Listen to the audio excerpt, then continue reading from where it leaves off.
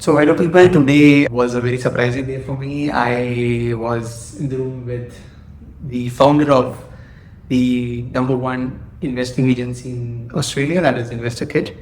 And I had to do podcast with him. So I was very nervous. I had these questions. My mic was not working, but I still had to shoot within the limited time I have. So yes, it was really exciting, and I hope this podcast brings you, this new series brings you something interesting and inspires you. So welcome to this series, The Bond Brand, a series that is built on just one belief.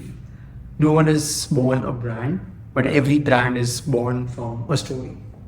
Today we live in a world where people admire the outcome, the success, the reputation, the recognition of people, but rarely understand the identity. What's behind the post? What's their story? Where they are, where they are, why they are right now. So here we are talking about strategies or tactics. We're talking about mindsets. We're talking about origin. We're taking the story of someone, of how someone became someone. So today's guest is someone whose personal brand wasn't built in boardrooms. It was built through the movement, curiosity, and the determination to reinvent himself in every chapter of life. Arjun Paliwal's journey began long before the property world would even use his name. After moving from New Zealand to Australia, he started at the very front lines of customer interaction, being a customer service representative at CommBank. That was in January 2011. There was no shortcuts, there was no special pathways, but he was just a young guy learning how people think, how money works, and how decisions shape lives. He was a very curious person. But what makes Arjun's story truly compelling is the blend that sits at the heart of his brand.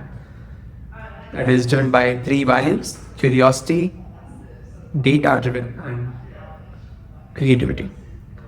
It's rare to find someone who analyzes with precision but imagines with freedom, and that duality eventually led him to build InvestorKit in 2018. So here's this journey in the very first podcast. Let's enjoy it. Thank you so much, Arjun, for being there today for the series that I have. I want to get to the start. So before you moved to Australia, how was your life back then? What was younger Arjun Paliwal doing? Yeah, so I was born and brought up in New Zealand and moved over to Australia when I was 18. For New Zealand, it was an interesting start. Now, I only know about how interesting it was later on in life when you look back, because as a kid you just go with the flow, right? But I was born in housing commission, so you have some pretty chill, relaxed nights, but then you have some pretty rough nights too, with the community, the dangers, just a bit of roughness in the community that sort of happens. Funnily enough, we joke about it quite often. I lived next door to the zoo, and so the joke that we used to have was I lived at the zoo. Like, it was like, they called us the zoo kids. Yeah. The housing commission kids. So whether you look at that, it's up to you. But it was cool. Sleeping next to lions roaring, waking up. You get that in the early mornings. That was the early days. Very multicultural, community, in that type of community, and grew up there for many years before, like many parents do, especially my ones in that case, were very unselfish, very sacrificial, and so they weren't making the money that they needed to make to do these moves, but they still made the moves. And that was things like, put us in private school, even though we had no business being there. Put us in proximity to everything we needed to be so we could have the safer life or simpler life and move us around to anything that would provide us that. So that was the earlier years, and like most kids, Indian kids, playing cricket became the first thing. Stereotypes and stuff came. We loved it, decent at it, enjoyed it, and then fast forward, did my first year of uni. Obviously, cricket changed to become basketball, and during that time, I made the move to Australia. And essentially, why the move happened was my dad moved over here in Australia and started the move to maybe look at better opportunities. Then my younger brother came along, and me and my younger brother are super tight. And so I thought to myself, well, he's here, should I go? Is that going to be something cool? And there's a longer story behind all of that, but I eventually made it here to Australia and kicked off my career in banking, and here I am today in business. I saw your story, how you started as a customer service representative. Yeah. And now the CEO just in 7 years. So, Thank you. Thank you. So, if you had to describe the younger Arjun in a sentence, who was he? Curious, restless, ambitious, lost, or something else? Oh, a few words you could throw in there. Curiosity is one that sticks with me wherever I go. Oh, what's that? How did you do this? How come? No shame in asking questions. Zero. So that's always been fine with me, sparking that extra conversation. I would say the younger Arjun, overconfident. Like overconfident was the theme. If someone was very good at basketball, I thought I was better. But that wasn't the case. If someone could bowl faster, I thought I could bowl faster. Again, that wasn't the case. And then if someone thought that, they could go bust out and move on the dance floor, I thought I could bust it out better. And again, most times it wasn't the case. So I feel like a lot of overconfidence was there in the younger Arjun years, but that's made me who I am today in terms of giving everything a go. So I would say curiosity was the good part, overconfidence had some rough parts, but then eventually that turned into some good parts that came from it, which is just give everything a go. Every person has that one event or incident that directs the way of their life, the way they live their life. So, what was that moment for you, or what was the experience or incident for you? I've had a few, and one thing you'll notice about me is I do things in threes. So if I think of 3 moments, the most recent one was my open heart surgery. I had that last year. I was forced to do that. I had to, no choice, being told you don't have much long. And it was something I was born with. And doing that, the pivoting moment there for me was the fact that I'm giving life a really hard go. And I'm trying things I used to be like, whoa, maybe that's 20 years later or 30 years later. I'm trying it today. I'm not saying no to that extra trip. I'm not saying no to that, sometimes that extra piece of cake either. But I'm just basically giving everything a go, going hard. So that was one event. The second event was losing my mum in 2020. So peak COVID, losing mum, lung disease, and the ICU was a really bad place to be in, especially when you are the mama's boy. And my brothers hate it when I say it, also her favourite. And so that created some... You were the eldest son, so yeah. So that created some moments.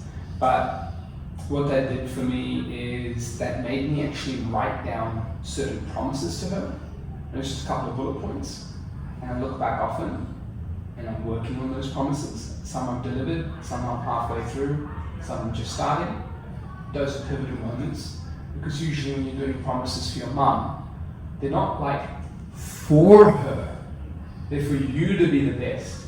And they end up being for her because mums are unselfish in nature. They're thinking of you and your greatness is their greatness, like, you know what I mean? So there's a few things in there that I'm working on that are like, you're gonna change my life for the better, but they end up being a promise I made to her. So that's probably the second part. And the third pivotal moment was moving here, moving to Australia. If I hadn't have moved over,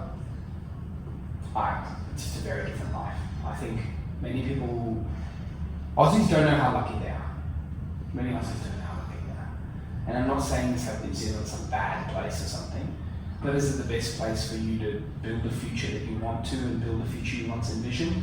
And lots of opportunity to do that? Probably not. But coming here, there's a lot of opportunity.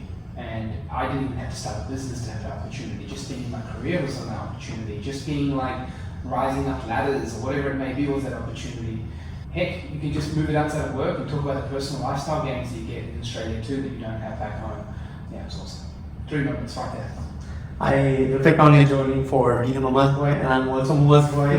Like, I totally relate to you, and definitely for me also life-changing was Australia, as a lot of opportunity, as you said. So you moved to Australia at a younger age, and a massive identity shift for most people. Like for me as well, I had a massive, it's like starting new life in general. So how did that migration shape you, how you see yourself today? Moving to Australia, I would say, how does it shape me? The first thing is, when you give things a go in a land with much more opportunity, you know that there's no ceiling, you know that there's no limits. So it's like this almost permission to go hard. Yeah. And that's very, very special. So that's the first opportunity that's come from being here. The second one is Aussies love to travel, Aussies love to explore, and seeing many Aussies do that, you kind of fall in love with that as well, and you copy, monkey see, monkey do, you just do things that go, and you're like, oh, that's pretty cool, my friends are doing that, my friends are here. So traveling has become something that I never used to think too crazily of in New Zealand, like, you just have a chill weekend or have a chill day. And I don't want to talk as if like I'm talking down in New Zealand. I might go back every year, so it can't be that bad if I go back every year, right? The main thing is, I would say, those two things, like that little explore the world, exploratory way of Australians, like, go on, give it a go, get out there, go travel this way, check out this place, make things work out somehow. Even when we were in young love days and me and my partner growing up and we didn't have what we have today, somehow everything worked out. And so those two things are big things. And just like the other thing would be just the, everyone talks about tall poppy, right? I don't, what is that? Tall poppy syndrome, right? So I don't think it's as bad as everyone makes it out to be, because anyone who's made it that talks about how people don't want you to make it, just think about how you got there and look at how many other Aussies were involved in getting you there. So what exactly? So it's essentially people who are looking at others, and instead of looking at others' success in a way that amplifies them further, people are trying to chop them down. People are, really not advocating for that success, or telling people to humble down. And humility is not even in the equation here. That person might be humble, but because of what they've achieved, they need to humble down. So there's a whole bunch of things that people say that exists all over the world, but you have moments where you think it doesn't exist in other worlds and you think it's not there, but it's everywhere. But the main thing I would say is that if people check themselves and realize how they got there, you're never self-made, you're always made with the support of others, some support in some way, no such thing as self-made. So you realize that if that was the case, people didn't shoot you down, people uplifted you. Exactly. You know what I mean? And just because you see a few people on the internet you don't like saying certain things about you doesn't mean tall poppy exists. I used to think that. But that's people that don't have any part to play in the success or part to play in your downfall. Your downfall is you and the decisions you make, and that happens in life. But then your upside is also other people pushing you. So I would say that opportunity that's come across has been how many people have uplifted me on my growth journey, and the other points I mentioned there before. Cool. So you also give credit to the people who have uplifted you. 100%. No way I get here without the team I have today, the customers who supported me along the way, my family who's pushed me hard, my friends, my mentors in previous work, my managers in previous work, the facilitators of my MBA, the lecturers in the MBA, the people I meet and strangers I meet on the internet who go, yeah, you're pretty cool, let's have a chat and then let's go talk through things and something eventuates from it. Like everything. And that builds up and 100%. Or all of your success is someone else playing a part in it. I'm sure, of course, there's initiative, of course, there's hard work, of course, there's smarter decisions versus bad decisions, but just a speck in everything else. What were some inner beliefs you adopted early, maybe subconsciously, that still show up in how you think, work or day? My inner beliefs. Oh, I've got a tattoo up here. It says, what you give is what you get. The thing about it is what it means to me, and karma, I'm a big believer in it. Bad thing is, I'm getting all my tattoos removed. So I'm not going to pretend and sit here, that meaning is the tattoo. That meaning is just me. And I just decided to type it up there, right? But that's probably one of my biggest things that has happened, like, since being a kid. Like, what you give is what you get in anything. The second thing is, just don't underplay the impact of like giving without expectations. Like, I've seen so many family feuds happen, so many people get upset when they did something for someone and nothing happened back to them. They did something for someone and someone didn't say thanks. Someone didn't remember them for that moment. They did something for someone and someone maybe didn't respect them back the hope, the respect they get. They did something and were waiting for when someone was going to do something back for them. They stopped doing good things because they thought good things aren't happening to them yet. And so I would say my two biggest beliefs have been like unconditional, non-stop, lead the dance generosity ever since, I was a little kid. And the other one is karma, what you give is what you get. And I said threes, right? The third thing. My third thing for me would just be like this absolute abundance mindset. I would say that's been with me since I was a kid. And I talk about my parents playing an influence. Parents that do this can actually spoil you, but they can also actually completely grow your abundance mindset. It just depends on what's in you that takes it in. Yeah. My mom would give me $20 pocket money a day. Now I'm 33, so if you take me back to like the early teens, that's like 20 years ago. Do you know how powerful $20 a day is? It's the most powerful level of pocket money a kid could have at high school. You're buying, and if you're a high school kid in New Zealand, we're very savvy with what we buy. Instead of the whole combo, we'll get the $1 snack pack from Macca's. Instead of the large Coke, we'll get a small Coke and get multiple refills. So you get savvy with it, but I think the main thing is it was a lot of money, and even with that lot of money, some kids would be spoiled and think, well, I don't want to give that, or I'll just do whatever because my mom's just going to give me more money and I don't care. Where for me, it's I'm going to a place to eat, my friends would have food with me, or I have some change and left over, and I would be like, that's okay, I'll just give it to this person, they can buy what they want, I'm just going to get more tomorrow. And so it's just this casual feeling of it's just going to appear. I don't know how, I don't know what work and jobs are, I don't know how things work, I don't know how my mom keeps giving it to me, but it'll just appear. And this little subconscious thing of not caring that it's not there in your hands today. Oh wait, you suddenly go to sleep and then I wake up and it's there again. Of course, some people that can spoil, some people can teach the habits that you don't have to work for stuff to get stuff. But for me, what that taught about is it's just going to come around, everything will come through. So I'd say those are some 3 beliefs in my younger times that have come through to me today. And I think I connect this to the upbringing that you get from your parents, and it does really shape the way you grow or the values you invite in yourself and everything. So looking at your journey now, what are the core values you live by, the ones that feel non-negotiable in your life and the brand? So I have my 5 core values at InvestorKit, and that's me. I am the company to myself, mentally. I never separate my two. I'm always in InvestorKit mode, right? I'm there. So growth, results, humility, clarity, and diligence. And so growth it all suggests, right? What am I doing to level up constantly? What do I actually get done? What's the outcome? I can't measure myself in the time and effort economy. It's the results economy that matters. Put in a lot of time and effort. Am I going to tell my wife, hey, I'm sorry, can't keep the home, but I worked really hard. I tried. No, I need to get results. You want everything to happen? You want that life that you're dreaming of? You need to get results. Diligence, careful, right steps, learn, same mistake twice, thrice, 4 times over. Where are you at? Clarity, everything in this life is influence. You need to be clear, you need to speak well, you need to communicate better, you need to influence what you want, you need to get the right things across, to say the right things because it's the right thing to say. And then humility. At the end of the day, there's always levels, someone's out there better, and you want to learn, you want to grow, you've got to stay humble. So these 5 values are the values of our company, and on the humility note, never forget it's a privilege to serve, you know what I mean, when you're helping people. And so that's the 5 values for our core company. They're my 5 values too. They don't just appear out of nowhere. So yeah. At what point did you start realizing that people weren't just working with you for your brand, for your skills, but actually for you?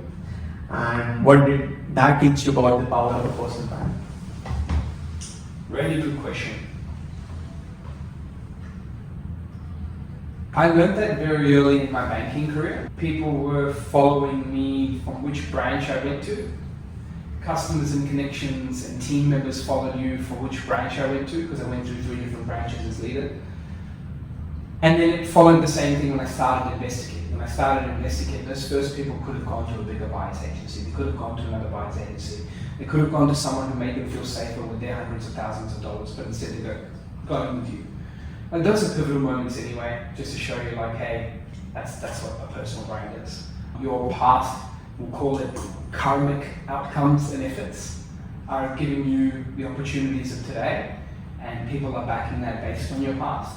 So that's it. The past showed to them that there was ethics, there was care, there was hustle, there was diligence, there was someone who's going to get results, someone who's going to grow, someone who will do anything that they need to be done, even at my expense, even at my own sacrifice, to make sure it works out for them. And that helped. And now my job as a leader is to instill that to my whole team, because if they can follow the same values, every one of them, I hope, and should be able to have the same success. And people who see value in you, they do follow you by, that's what is needed. That's true. Thanks for sharing that. Your online presence today is confident, clear and intentional. But what was your mindset when you first started putting out yourself in public? Was it excitement? Was it vulnerability? Was it fear? How did you see yourself? No fear. I know I needed to do it. I just wasn't good at it. So I just did it more often. So when I first started, video takes used to take 10 takes, not one. Yeah. When I first started, I used to get annoyed with myself. I used to stutter. I used to miss cues, miss lines. I used to blame others. You're not holding the mic properly. Like, you're not holding the mic properly. Can you stop making the noise in the background? Can you stop doing like just that sort of stuff? Oh, can we be quiet there? Can we close the door? Sorry, that's really annoying. Like, everything's just outwards. Because I just knew like I was insecure and I was crappy at it and I should have done it. And not insecure from the fame, but insecure like, I don't want to get this wrong. I don't want to be looked at like, I just want to keep doing this right. I want to get it right. Over perfection, everything like that was going through my mind. And so, the cure to all of that is A, do it a lot more, and B, have a few wins along the way. You don't have to forever win. In fact, do I have the biggest followings around the country? No. Do I have the most likes and comments on my posts a lot? No. So even today, I'm still technically losing 7 years on in comparison to these metrics to others. But I'm not going to stop, am I? And do I get a little bit of wins along the way? And now my job is, if I'm truly, tied to my values of growth and results, well, I should get better at finding out what those winners are and do more of them. And that's just the thing. So I'd say that was my journey when I first started, and that's me today. Just be consistent with and don't care about the results. It will come out. So yeah, and even consistency doesn't even need to be looked at the same way people think of it. Like, consistency doesn't mean like do this many amount every single day. Yeah. You can go through roller coaster waves, but are you just doing more overall? Because if you're doing more month on month, week on week, year by year, you're gonna win. So just anything in life. We all have a version of ourselves we never post online. What part of Arjun we don't see often or online? Well, firstly, that's going to change next year because I'm going to have a videographer follow me around my whole life, basically from next year onwards. Personal vlogging? Yeah, everything you can think of. I'm getting the Ray-Bans out. I'll be getting the videographer to follow when I'm not having the Ray-Bans on. So Jan onwards, Feb onwards, all that stuff will start. We still obviously have a videography team we work closely with, but I'm just going to take something to a whole new level and have someone glued with me alongside that. And everything will come up. But I would say, if I was to think of the things that maybe people haven't been seeing as much yet, I'd say maybe me playing some video games and a bit of the aggressive Arjun that comes out when I'm not winning on the basketball court on the video games. I'd say the trash talker on the basketball court, just when I make one shot, even if I miss 9. And I'd also say, what else do people not see? I would say the 4 a.m., the 3 a.m. grind days that people don't recognize and what I actually do in that time. And like, how do I do it? What do I write down? What am I obsessing about? So you're going to get to see some more of that. And I just hope in any way it inspires people how not to play basketball, how to get your emotions in check on the UFC game, and maybe how not to play paddle, but how to get shit done, get lots of important shit done, and look after your future by getting shit done. And so I'll definitely show more of that, and it will be a side that people haven't seen yet. A lot of people have seen just the communication of Arjun, but next year people see how I do things deeply. Excited to see that. So if you had to distill your personal brand into a single sentence, a line that sums up who you are and what you stand for, what would that be? Just a sentence. For building wealth, it's where you'll be the most informed. That's it. For building wealth, it's where you'll be the most informed. Everyone will inspire you with their story. Everyone else will inspire you with the crazy shit they're doing. You might get a bit of that with me. But where you'll always come back to me on, and I hope you always come back to me on, is that, hey, I'm just trying to get informed. I look at that guy. Just because I want the right information, I go there. Someone else said something, let me check it out with Arjun's page. Someone else said this is the great new strategy in real estate, let me see if he's talking about it. Does it make sense? Does the data say that? So let others do the inspiring, let others do the hyping, let others do the, tactics, secrets, strategies. I hope you just see me as the person where you go to double check and stand for it.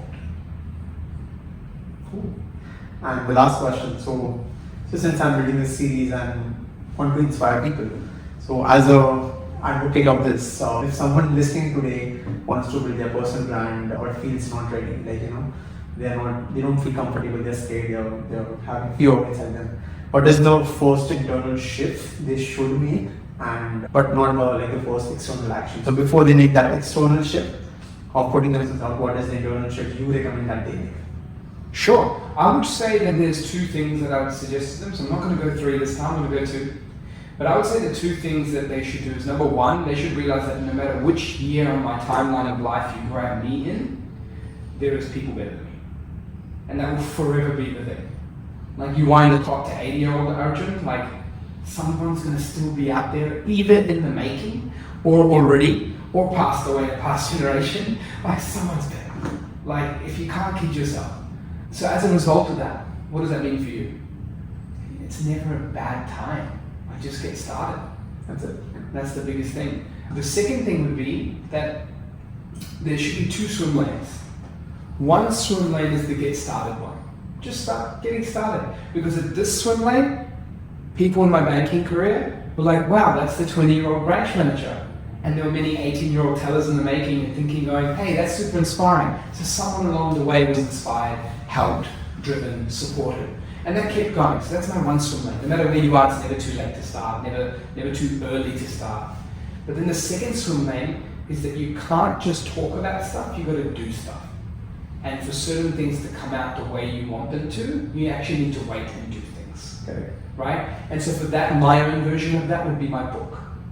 I didn't come out with my book in year one. Could I have? Sure. Would it have been as important? Probably not. But then in year 7, this book was written on data, not opinions, not strategies, real facts. Real facts, yeah. And those facts were not by just me picking and choosing facts. They were facts based on the data that you can cut any way you want to. It still says that fact. They were facts based on real investor stories. I was able to put into it. Look, we applied the same theory. Here's the practice in real life. It's not just theory. It's not an angle of theory. And so all of that came together. And if I'd done that earlier, it would have been a cool book, theoretically. But today, it's a book of facts. And so I feel like there's two swim lanes you take in your personal brand. One is do real shit, then talk about it. And the other is just talk about wherever you are in life and just find which stuff you put into that swim lane which really is. Yeah. I can personally reflect a lot on these things personally because I also am starting to build my own page and portfolio in that direction. And it was definitely hard in the beginning to put myself out in the public. But when I started doing that, it gradually took place. And now I think I'm way more confident in that direction. I can talk to people randomly and initial conversations, and yeah, so I hope a lot of you also have taken a lot of things from this conversation, and so I want you to follow Arjun and see his journey, and definitely he's coming up with something really exciting next year, so keep posted with that as well. So thank you, Arjun, for your time, and I really appreciate it. Thank you, man. Cheers.